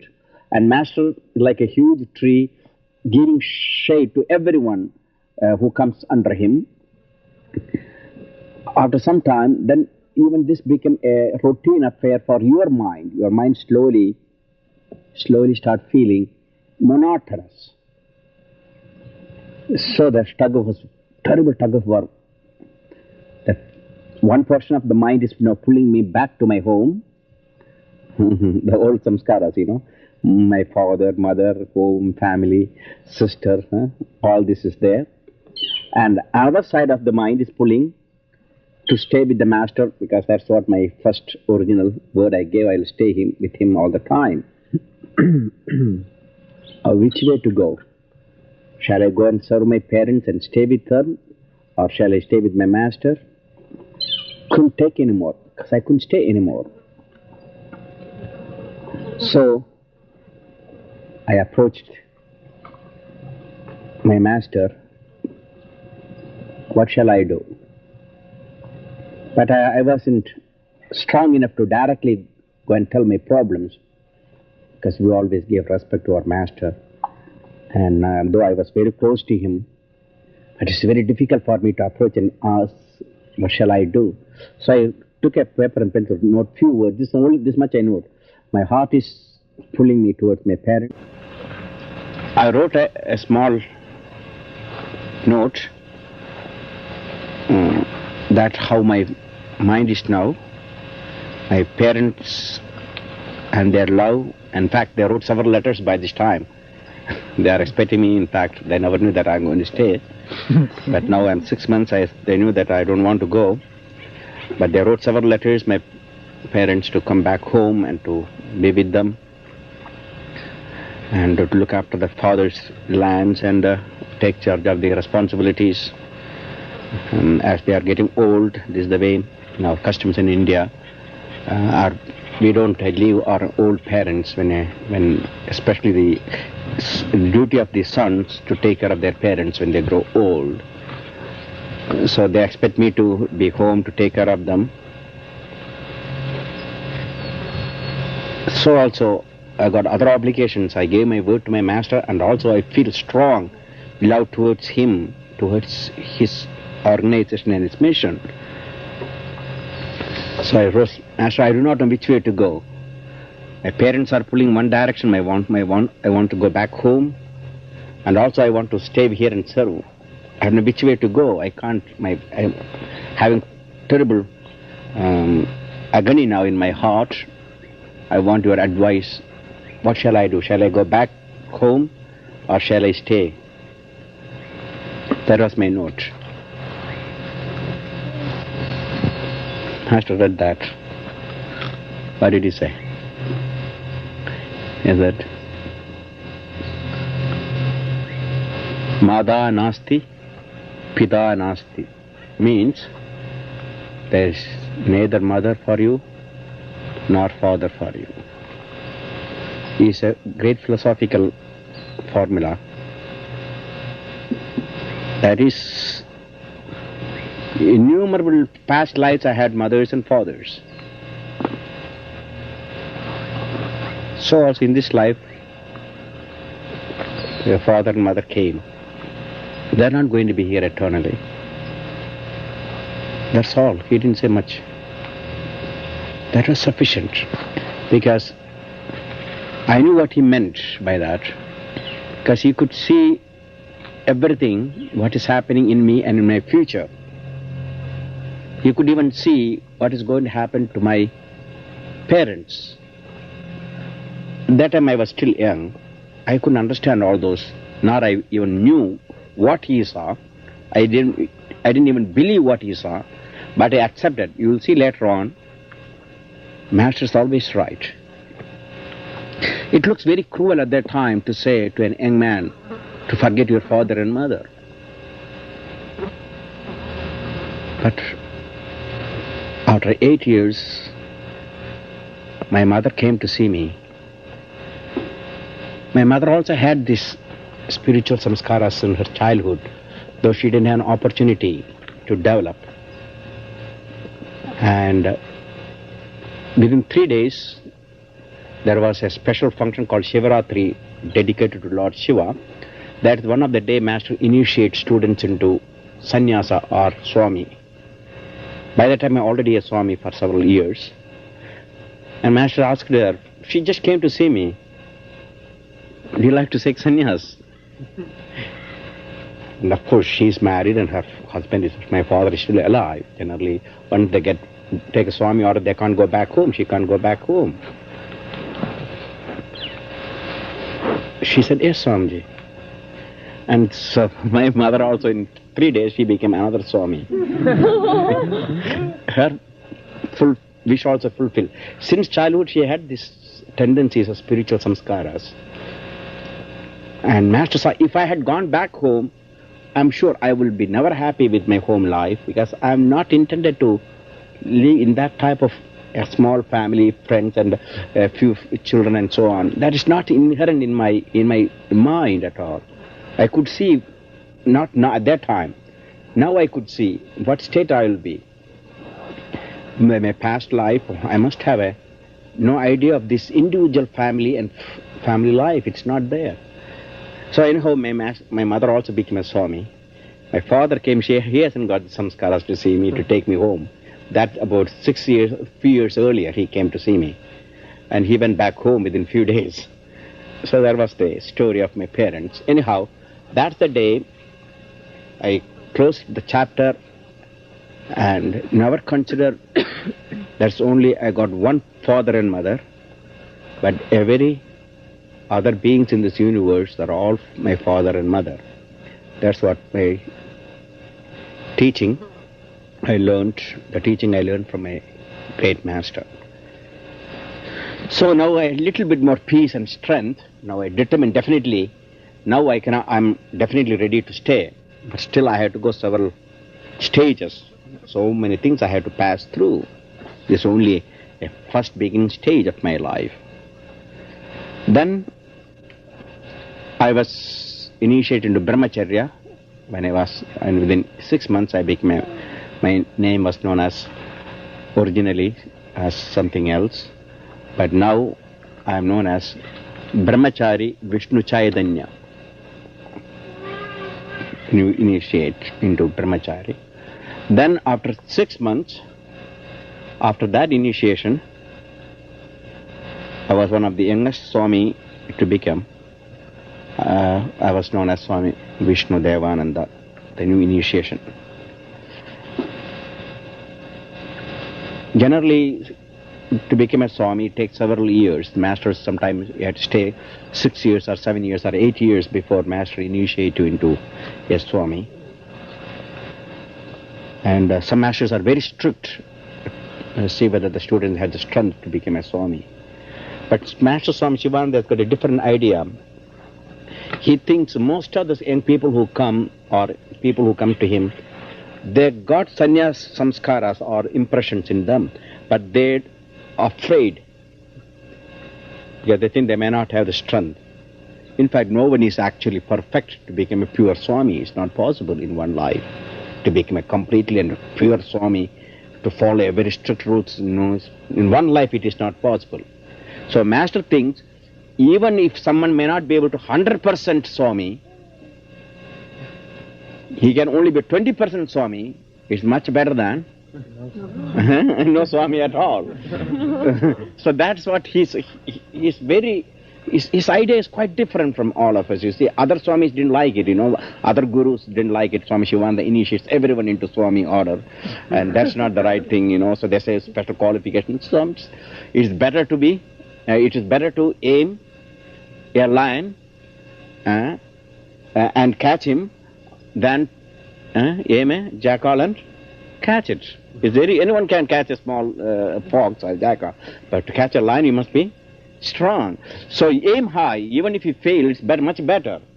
So that's what Master's idea. So in one life he may not be able to be 100% Swami, even to 20% Swami in this life. Next life you'll be another 40, he cannot do 60%, so he's closer, you see. So that way. So he didn't know, I didn't know, actually you must know that I didn't go to become a Swami. I never had even the strength to become a Swami. But it is his strength and power. He gave me the initiation in 1 year, though I was quite young, 19 only. So at the age of 19, people generally take Swamis only when they're 30, 40, after 10, 12 years of staying. And within 1 year, I became a Swami. And not only that, I was appointed as the youngest professor of Hatha Yoga. First professor, actually, senior professor. This is the time Master started in 1949. Master started the Yoga Vedanta Forest University. And he took 4 of his disciples, and each one he allotted a particular yoga. Master teaches all yoga. He is a master of all yogas. There are 4 main yogas: Karma Yoga, Bhakti Yoga, Raja Yoga, and Jnana Yoga. And Karma Yoga is the path of selfless service, Bhakti Yoga the devotion, Raja Yoga contains Kundalini Yoga, Hatha Yoga, Mantra Yoga, Lay Yoga, and Jnana Yoga is the Vedanta, that's our philosophy. Master is synthetic, he practices integral yoga, synthetic yoga, synthesis of all yoga. And but at some of us, each one of his students has got a specific tendency to follow one yoga more than others. For instance, I like Hatha Yoga and Raja Yoga from the very beginning. As you know that when I met first time master, everything threw me into me. I could do asanas and pranayamas, all came. I didn't learn asanas, pranayamas just like I teach you. In fact, asanas and pranayamas, even ashram, in the very ashram itself, was not taught at that time very clearly. But master awakened all the my past knowledge, and then I revived this whole yoga from the past, which was almost in India, which was lost many times, long time ago. Even in India, it was not known well. So he appointed me, and I was 19, the first senior Hatha Yoga professor. And others like Swami Chidanand, he made Raja Yoga, another Swami Bhakti Yoga and Karma Yoga. So different Swamis used to give lectures and classes on this subject. Master used to come and sit and watch. Now, first of all, I didn't have any qualification to be a professor. I didn't even learn things properly from the master. I'm only here for the year and a half now. I was a little bit scared too, because I don't know what I'm going to teach. People will be coming and asking me to teach. Am I ready, or how much of I'm still practicing yoga? But master said, don't worry, you have faith, you will be. And that was sufficient. He was behind me. The moment I start teaching, it start pouring, as if I know that someone is there behind. That's the master. He's using me as the way to communicate and to help the people. I could feel that I could answer things, many questions which I couldn't even, I was amazed myself, how could I answer such questions? Somewhere I'm able to switch on and the answers start pouring. And that is, master is touching up somewhere. So my body and my mind become an instrument in the hands of my master to bring Hatha Yoga, to reawaken Hatha Yoga. Naturally, at those days I didn't have so much experience as I am having now. But then slowly the methods came, step by step, how to divide the Hatha Yoga, how to start, how to finish it. So the whole thing, the whole system now you are learning is been completely brought from my past experiences and made into a specific method which you are now going to teach, or many people who have been learned from me are teaching to thousands of students now. But that's only one aspect. But am I progressing? That's one thing. I am teaching now to everyone. That's very easy to teach. But what happened to me? Whether I am progressing, what is my main dirt? It is not that ego. The hidden ego is still there. Did I slowly washing it out, or it is building up the ego? It's very difficult to see your own faults. Now you just see what happens. It's now almost a year and a half. During this day, just one big incident happened. I'll take that incident and then we'll go something more. My other experience will come later on. That's the day, one morning, one of the master's new recruit or new student, what you, as I told you, call inmates or ashramates, came to master. He's just only here for 6 months. It's a new arrival. He came to the master, said he wants to go back home. I said, master, I said, why? I don't know, I had to go back home. But master knew this man's life. He is a married man. He's only in his early 20s. But his wife committed suicide because of his life, and she couldn't take him anymore. And so he didn't have any peace of mind, so he left home to find some peace, because wife is committed suicide and he is absolutely lost himself. So he came to the Sivananda Ashram, It's not intention to stay permanently, or at least to get some peace, maybe what. So Master gave him simple work and asked him to some japa and so forth to get peace of mind. Master is very compassionate to people like this. After 6 months, he wants to go back home. Well, that's no harm if he wants to go back, but he also demanded he wants fare to go back home. That is, his home is in South India, 2,000 miles. And our ashram always run in debts. Master always gives more than what it comes. This is the way his nature.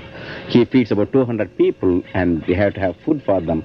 And always in debts and debts and debts always. Plus he prints books and gives free books and free literature, free food. It is that his heart is always want to give. So there was no money. Actually, we are running dead. Sometimes we are so bad. We have to sometimes ourselves, we few swamis will go and beg our own food outside in earlier days. So the master said, I don't want to say what state of mind he was, but I don't know at that time. And I was there at that morning. This master's office, it happened in the morning.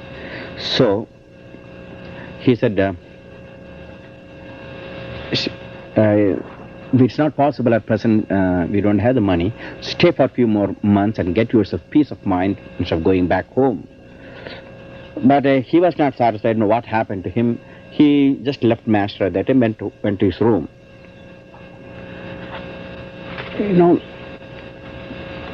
Next evening, next morning, that's the first time, there's the time Yoga Vedanta Forest Academy started. Our class starts at 4 o'clock in the morning. And Master always used to come for this morning to give us encouragement. Though we will be teaching and talking, but he will be there. Because that's the first time starting all this, so he wants to give us encouragement. As I told you, I'll be always with him to take his bags and bring him up all the time. But this early morning, he asked not anyone to follow him. He wants to walk alone from the Ganges to the place where our lectures are conducted, like an open lecture like that. He insisted that he wants to be alone. No one should follow him. So I didn't go early, generally. That means I didn't go early morning to help him, to bring him up. So he was walking. But that one particular morning, he didn't come at all. We were astonished because he never misses. And naturally, we can't go and knock his door. Why he didn't come? Because he won't. If he doesn't come, if he doesn't open his door, we cannot go inside. That's a rule. So we waited till 9 o'clock, 10 o'clock, as usual. Waited to open, to come out. See what happened. Maybe he's sick or what. So as usual, 9 o'clock he opened the door. He came out and he was okay. And there was nothing unusual. So we kept quiet. Then that evening, as usual, after supper, I was carrying his bags and the light and few other people. I was coming up to the bhajana hall, where yoga hall, where we meditate evening. And as you coming up, on the way, Master asked me, Vishnu Swami, this is the way he addressed me, Vishnu Swamiji. Vishnu Swamiji, where is Govindan's room? That is the man yesterday who came for money, the man who wants to go back home, which is his room. There are a lot of rooms. And so Swamiji, I think he's staying such and such place. Take me first there before we go to the yoga hall. Let us go there, and I want to talk to him. Because Master's mind must be hurting since he said no, because he can't say no to anyone. That is hard. He hasn't got any money. If he had money, he would have given immediately. But still, he hurt the feeling of a man. He cannot do that. And that's another motive of his is never hurt others' feeling. He knew that he hurt the feeling of another man. So he wants to go and at least apologize or what, I don't know. So please take me there to him. So I led him back, because I used to have a lantern at night. We don't have electricity there. A small hurricane lantern. And I was showing that light. So in that semi-light, we are walking up the mountains to various cottages, and I took to his room. I still remember that particular day. I will never forget it. I brought Master, and there are also other devotees there, just who are generally following up. And Master came and knocked the door, and he opened. He was in a very depressed mood. So I asked Govindan, how are you? He didn't answer. He just showed his face. You really want to go home? You know it is not good. You really want to go home? He just showing, but never answered anything yes or no. Because maybe he is hurt, maybe he is angry, maybe we don't know what he's thinking about. But after 10 minutes, Master asked and he is not answering. Maybe thought, hey, this is not the time to bother him too much. Okay, Vishnu, let us go. I will talk to him tomorrow. Okay, so we don't want. So again, Master, he wants to give the privacy. Maybe he's not in a good mood. Why he should not too much bother him. So we came back and we went to the yoga hall. Master used to sit just on the door as usual. Yeah. And the 2 rows of people, one side women and men sits other side. And then as soon as Master comes, I take Gita and we read the Gita first. And then we dim the lantern. There's only light, again lantern, the hurricane lamp. We dimmed it a little bit. And in the semi-darkness we start meditating. At that time, after 15 minutes of meditation, generally I used to face Master about. Master would be sitting there, I'll be facing there. But this time I sat there and facing other side of the group. Master is that side and people. We generally don't sit directly in front of the Master.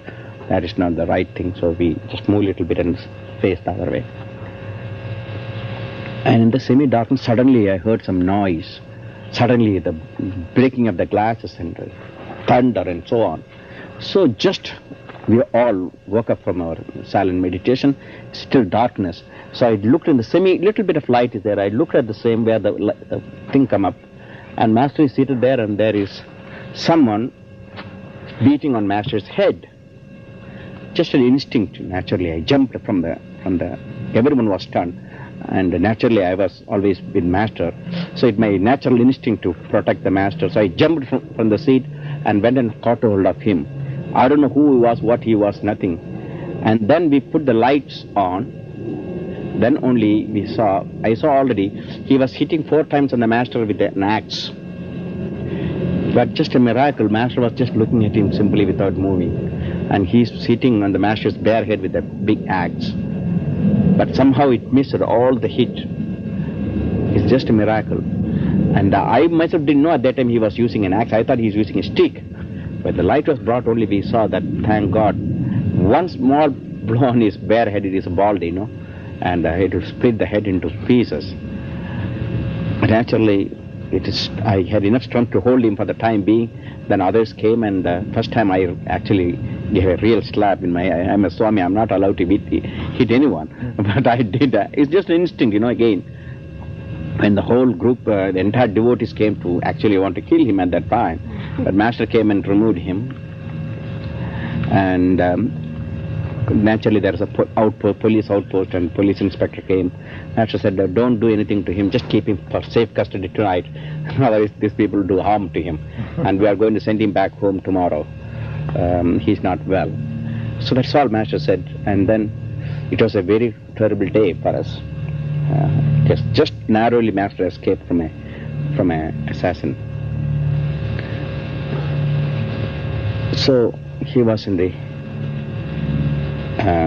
jail outpost there nearby. Next morning,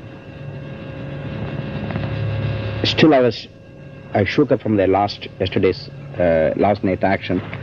So I actually, myself and another young Swami, we don't want to anything more happen at night time. So he thought we have to protect our Master. Generally, Master sleeps all alone in his cottage and the banks of the Ganges. So there's a veranda, but it's cold. Wind is always blowing from the Ganges at night. So anyhow, we decided hereafter he must sleep outside, and in case someone at night time, anyone can come and do anything to the Master. Master doesn't care about anything. So we start sleeping outside in his house at night. I was still shook up from that whole incident. I could see the whole thing, I was still young, only 19, I saw first time a murder actually with an axe. Next morning after that, Master, as usual, going to the office. But instead of going to the office, he took some flowers and garlands and fruits. Sometimes he goes to the temple. We thought that he's going to the temple because last night's evil nature he wants to neutralize it. Maybe he's going to the temple. So we followed him, but he didn't go to the temple. On the way, he just turned toward the police station and directly went to the police station, asked the police officer to open the gate, and asked the prisoner who is now temporary inside. And he came to see his own would-be assassin. And I will never forget that day. He garlanded his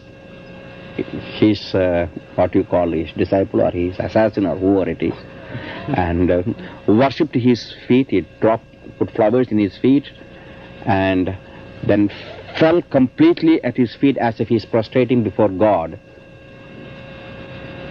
Remember the humility. You remember my first lesson was what? Swami. He bowed before me, an unknown boy. Here is also is bowing before an assassin, before a murderer. He didn't consider he is a murderer. He only thinks God has come to test him, test Sivananda, and God has come through his disciple to test him. That's what he feels.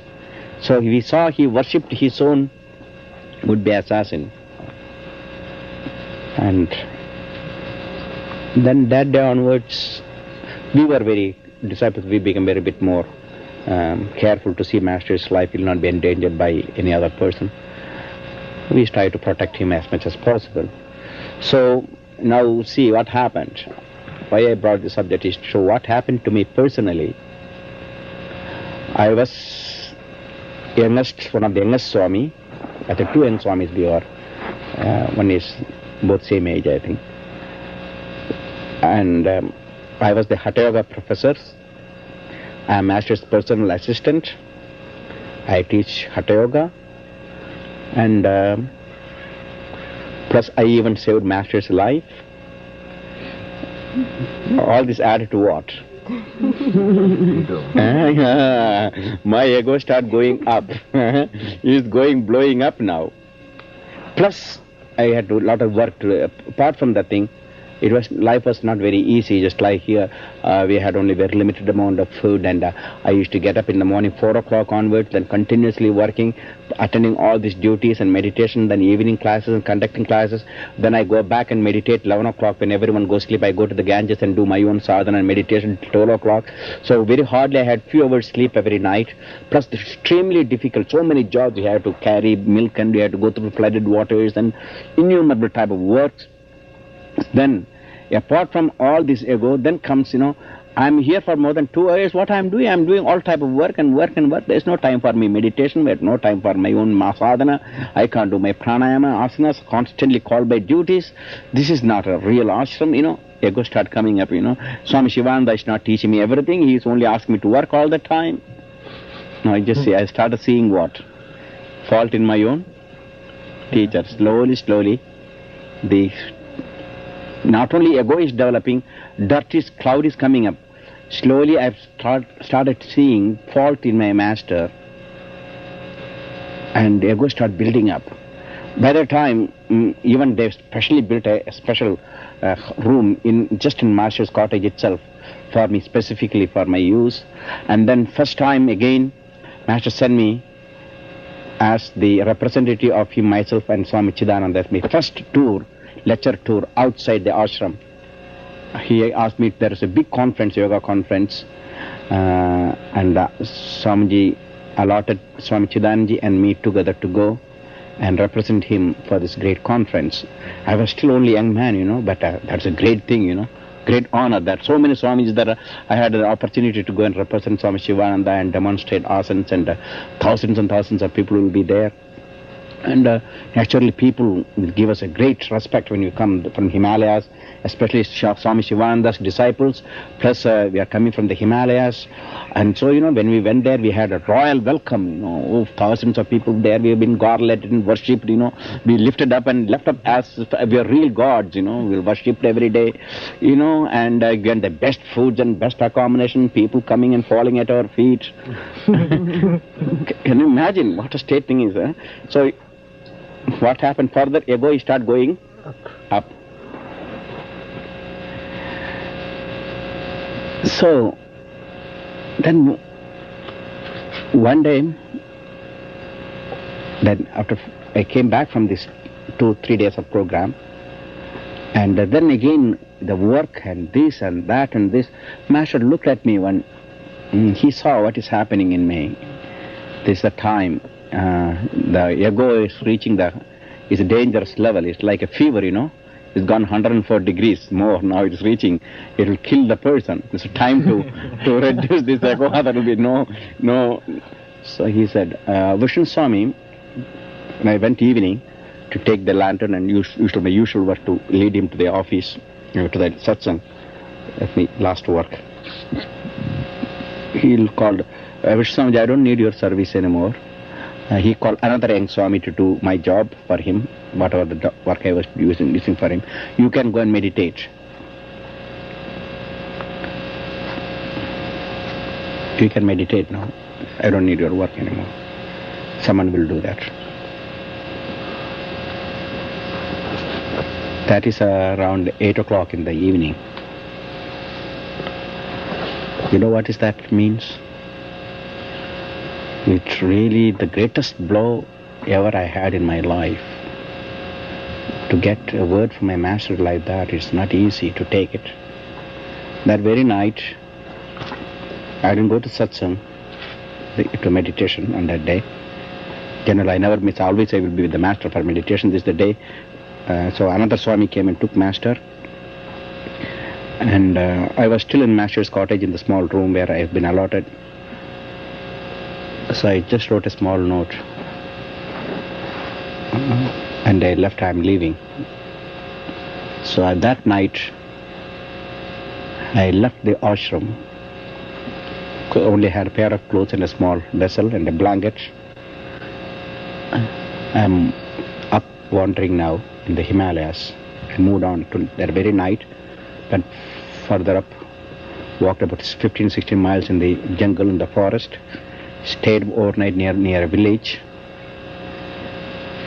Still, the shock is not easy. You cannot never understand. It is the greatest shock I ever had. I loved my master very much. Still, I love him so much. Here I somehow I displeased him, and knowingly or unknowingly, maybe I wasn't ready to understand him. But anyhow, he gave me the punishment which I could not take on that day. The greatest punishment. From that onwards, now I'm entering a new type of dimension, a spiritual life. There is no more support or the shade of a teacher alone, trying to find the answer. Still, completely believing in my master in my heart, I never forgotten him. More I thought of him now than any other time in my life. But the suffering is there. Next, more than a year I'll be now wandering in the Himalayas, in the caves, in such pilgrims.